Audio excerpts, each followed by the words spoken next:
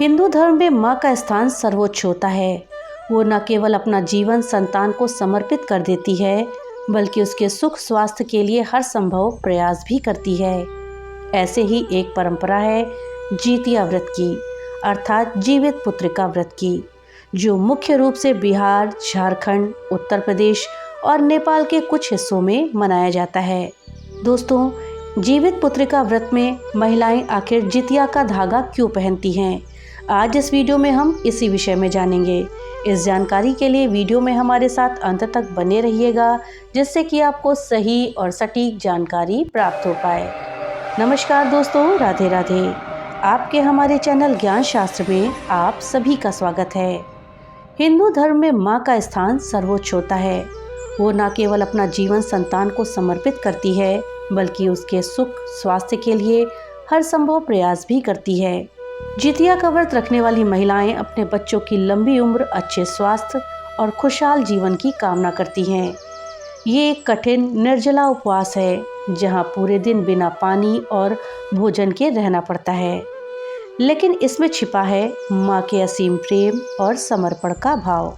आश्विन माह के कृष्ण पक्ष की अष्टमी तिथि को ये व्रत रखा जाता है, जो इस साल 2025 में 14 सितंबर को रखा जाएगा। इस व्रत की शुरुआत नहाय खाए से होती है और 3 दिनों तक ये व्रत चलता है।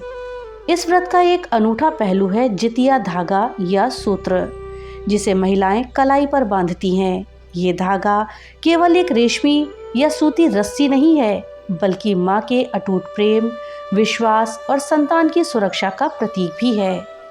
लेकिन आखिर ये धागा क्यों पहना जाता है?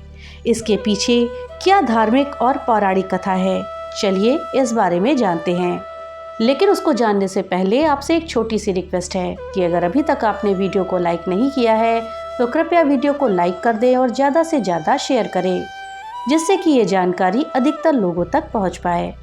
और हाँ, अगर चैनल पे पहली बार आए हैं तो कृपया चैनल को सब्सक्राइब कर दें और बेल आइकन दबाना ना भूलें, जिससे कि मेरी वीडियो सबसे पहले आप तक पहुँच सके। तो चलिए वीडियो में आगे बढ़ते हैं और जानते हैं जितिया के धागे के महत्व को। जितिया व्रत का महत्व केवल धार्मिक ही नहीं, बल्कि सामाजिक और भावात्मक स्तर पर भी गहरा है। ये व्रत माँ बच्चे के प्रति पवित्र बंधन को मजबूत करता है। मान्यता है कि इस व्रत को पूरी श्रद्धा से करने वाली माँ की संतान को जीवन में कभी कोई कष्ट नहीं सताता। बच्चे दीर्घायु होते हैं, उनके जीवन में सुख और समृद्धि आती है और सभी बाधाएं दूर हो जाती हैं। ये व्रत विशेष रूप से पुत्रों की लंबी आयु के लिए रखा जाता है दोस्तों, लेकिन आज के समय में ये व्रत बेटियों के लिए भी किया जाता है। जितिया व्रत आश्विन मास के कृष्ण पक्ष की अष्टमी तिथि को मनाया जाता है, जो इस साल 2025 में 14 सितंबर को पड़ रही है। इस व्रत के दौरान महिलाएं निर्जला उपवास रखती हैं और अपनी संतान की लंबी आयु की कामना करती हैं। जितिया धागा इस व्रत का एक अभिन्न हिस्सा है। ये धागा आमतौर पर लाल या पीले रंग का होता है, जिसमें कई बार 5 या 7 गांठें लगाई जाती हैं। इसे माँ अपनी दाहिनी कलाई पर बांधती है या गले पे पहनती है, और कुछ जगहों पर बच्चों की कलाई पर भी बांधा जाता है। धार्मिक मान्यता के अनुसार ये धागा संतान की रक्षा के लिए एक रक्षा कवच का काम करता है।